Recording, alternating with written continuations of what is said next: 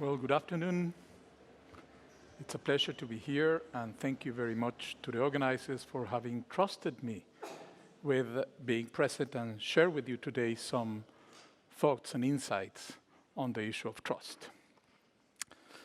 And, well, as a matter of trust, when I received the invitation to participate tonight in this event in Geneva, in the United Nations, about trust, I naturally thought that I would be relying fundamentally on my experience of as a peace builder, working all over the world, supporting wonderful people striving for peace in their own countries. But the first image that came to my mind at that point is actually related to this new career path that I have recently started. You have heard that I have been elected to Congress in my country, and I like to think that I am now in my third professional incarnation. I started as a diplomat, working for my country in bilateral and multilateral fora. I then reincarnated as a peace builder more than 20 years ago, working on issues of consolidation of peace, first in my own country after the signature of the peace accords, and then all over the world, in helping teams in Latin America, in Africa, and in the Middle East. And then now I am getting elected into my third profession, which is as a politician, as an elected officer, which I am starting in January next year.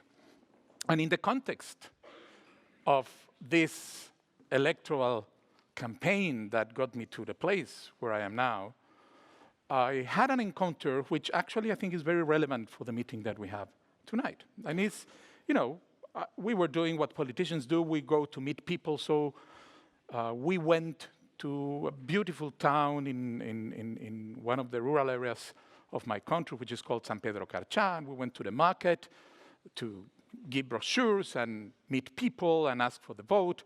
And as I go into the market, I find a lady that's selling agricultural produce who takes my brochure, shakes my hand, holds it, looks me straight into the eyes, and says, "Every 4 years, you politicians come to the market, making promises that you never keep.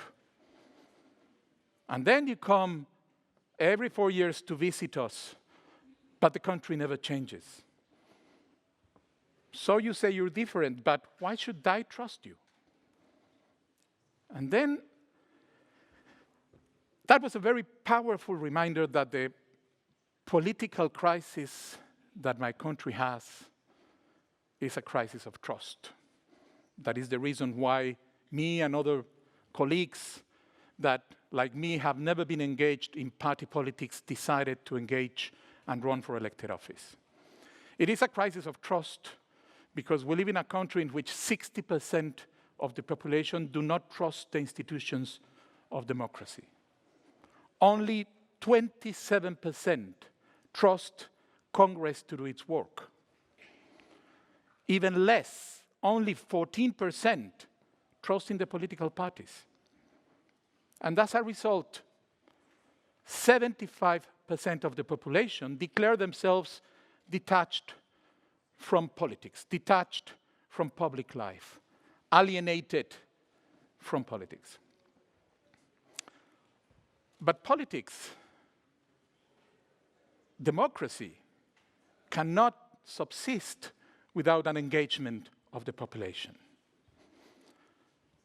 Without people that engages with the politicians. You need two to tango, and you will not have honest politicians unless you have engaged citizens.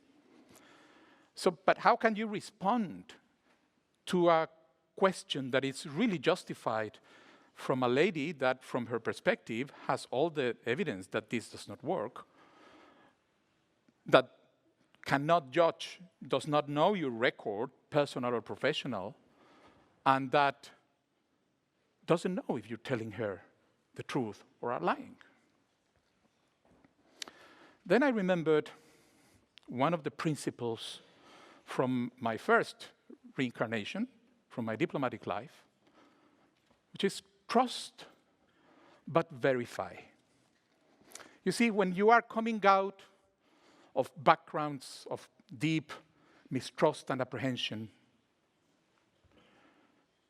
you cannot ask people, parties in a problem, in a conflict, to trust blindly to each other and engage again.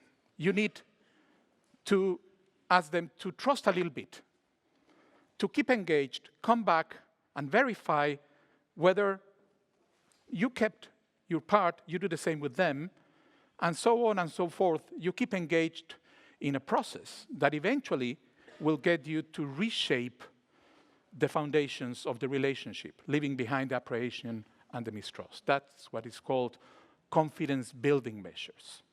So I turn to the lady and I say, well, I'm going to ask you to dare and trust me, just a little bit. Sufficient to get elected, okay?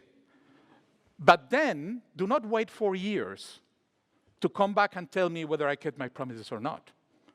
We are going to keep our doors open, but we need you to come and tell me, am I fulfilling my part of the bargain or not? And I'm going to ask you support to continue this exercise. It's trust, but verify.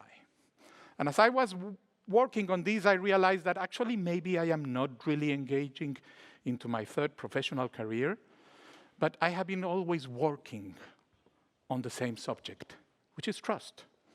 As a diplomat, you work to generate trust that keeps the international system working upon principles of cooperation. As a peace builder, you work to rekindle the trust that is the one that enables societies to coexist peacefully.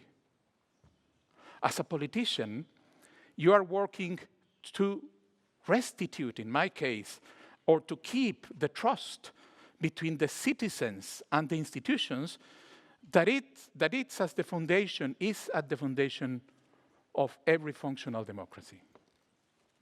But then, also as a son, as a brother, as a father, as a husband, I have been working on the relationships to keep trust. But all of us, this is not me. This is each one and every one of us in society is or needs to be a peacemaker, a peace builder, a peacekeeper.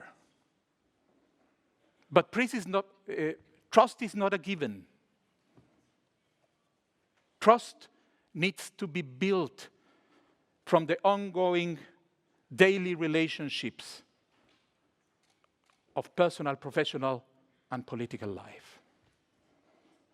So, my message to all of us today, as we go back to the ever-growing complexity of our personal, professional, political, social lives, is remember that trust emerges out from the engagement in the process, that it is not a given, and that in order to allow the process to take place, you have to dare and trust.